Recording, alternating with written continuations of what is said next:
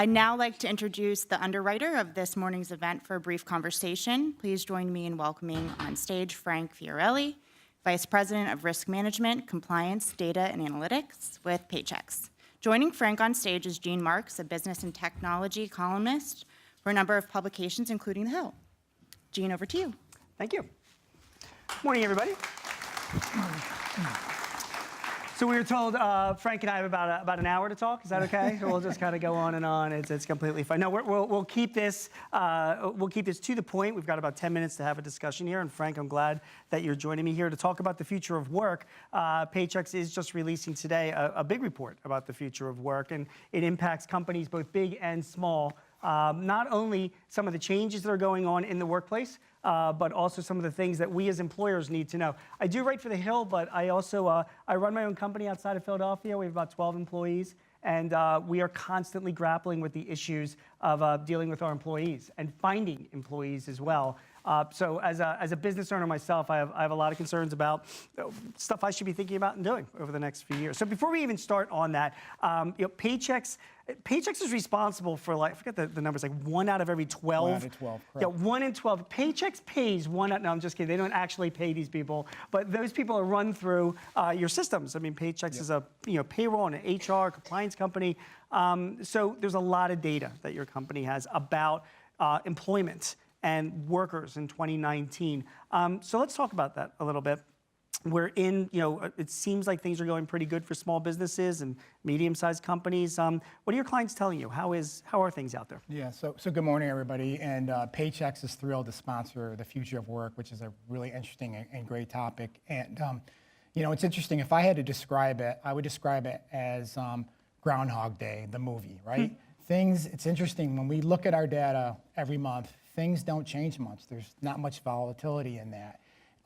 Small business employment is still growing, but that growth keeps coming down little by little every month. And so our report, and you're right, we do pay 1 out of every 12 private sector employees every 2 weeks. So we have a mass amount of data that we can mine and look at and kind of see what's going on Main Street, right? Most of these are small businesses, mom and pop shops, contractor, landscaper. So we really feel like we have a really good pulse. We think of it as a barometer. And employment in the small business sector has, it's growing, but again, that growth has really slowed compared to larger businesses, which is really interesting. And the other component of that we look at is wages.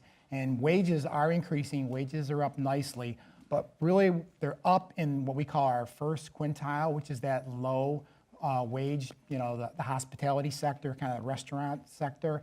And in there, you're seeing growth of 4.5%. And we think a lot of that has to do with minimum wage. But the overarching topic that you've already heard about today is that small businesses are having a difficult time finding and retaining employees.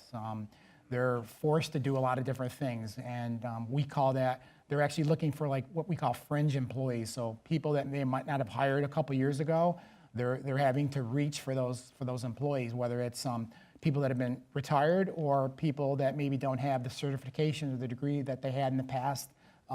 They're needing to hire them. And I know that kind of leads into our next kind of questions about, what do small businesses need to do to keep them? Yeah, that's great. So, the future of work, this is a big study that Paychex just did. What was found? Yeah, and I know the senator mentioned the word flexibility. And so in addition to the data that I just talked about, we've done a lot of research where we look at sentiment and confidence in small business. And the sentiment and confidence last quarter was up very nicely, almost at all-time highs. And we saw that drop a little bit over, I think you know that the market took quite a hit and there's a lot of things going on. And that, although still strong, has come down somewhat. And so what this survey is really saying is employees, they want flexibility, which is, kind of obvious. But this study also shows that there's things you need to keep in mind regarding demographics, right? So the millennials now are the largest generation in the workforce in Gen X, and they want to be serviced. They want things different than maybe the baby boomers. So there's a lot of stuff came out of that regarding like just flexibility and automation, technology, mobility, right, and kind of workplace environment. Yeah, it's funny. So we talk about flexibility. You guys must see this as well. I mean, it is, the millennial generation, the 18 to 35-year-olds, they make up like half the workforce now. Yep. And how dare these people? They want more time to spend with their families, right? They want more ability to have a more balanced life. I mean, what are these people possibly thinking? Somebody from my generation, it's unheard of. The smart business owners that I meet, though, are they are people that are responding to this, right? I mean, they recognize the fact that the needs have changed and that they have to be offering more benefits that go towards providing their employees more flexibility and independence. What kind of benefits are they, Frank? What do you see? Yeah, so I think one of the key things at Paychex, we've listened to our clients and the employees of our clients, and one of the big things I'll pull it out is, well, I can't pull it out, is your cell phone, right? Mobility, right. And we've really built a lot of applications to be able to be what we call mobile first, right? And our survey says, I think just a few years ago, clients and employees basically, it was like 15% used their cell phone for kind of service, and now it's almost 45%. So dramatically, they're using their cell phone, right? And that's the millennial generation. They want to use that to be able to do everything, whether it's check their 401k balance, check their pay stub. So I really think a lot of it has to be built around mobility, and they can do it home, right?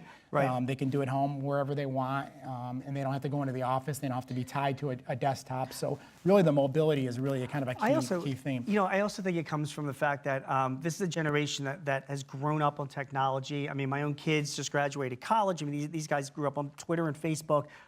So they have an expectation of companies to be at a certain stage of sort of technological progress, And I think that's behind a lot of, really, the explosion of HR platforms that I'm seeing with a lot of small businesses around the country. I mean, Paychex is one of a number of companies that provides that. I get that. But I am seeing more and more companies offering these kinds of mobile platforms for their employees so that they can be independent and check on their information. Yeah, exactly. And I kind of talked about that, the point about attracting and retaining talent. And, again, a good example of that is, we just have a deal with Indeed where, it's embedded right into our systems as they try to search and find and recruit employees.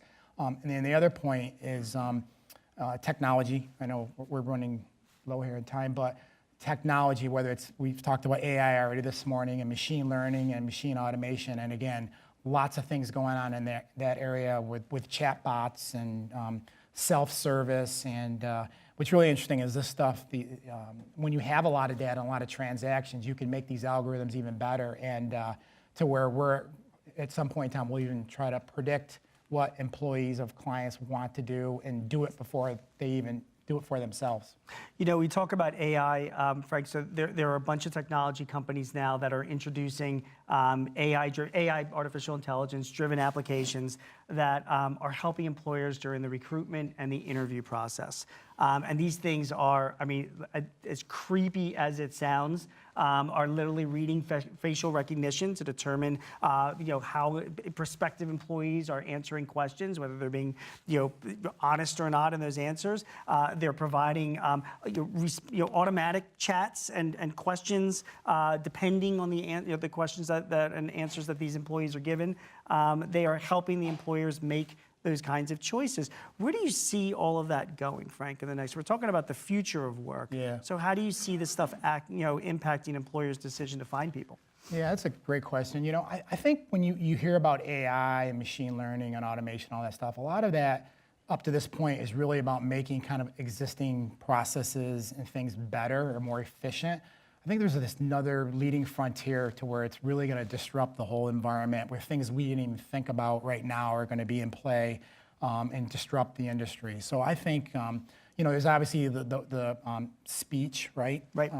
Where at some point you say, run my payroll, or, give me my 401k balance, to, wearable technology, where that stuff is going. So I think it's really around those themes and those areas right now, and things we probably even thought about today will be quickly in place tomorrow. Fair enough. So the Future Work Study that's coming out today, again, just as wrapping up in the last minute that I have, guys, some things you want to think about if you're employing people, if you're a small business, if you're advising small businesses: mobility, paid time off, independence it is the number one issue on employees' minds and will continue to be for the future.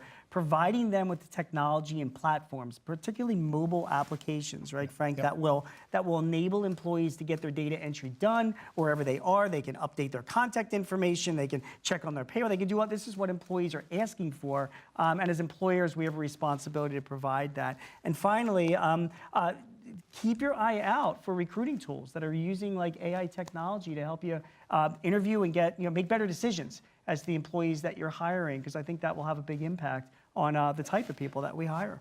Any final words? Yeah, and again, it's all about what employees and businesses want, right? When they want it, how they want it, and where they want it. And I think that's what this technology does put in place. And again, another example, just to give you, is right now in our mobile app, you can actually 4 clicks to enroll in a 401k right now. It's very easy, very slick.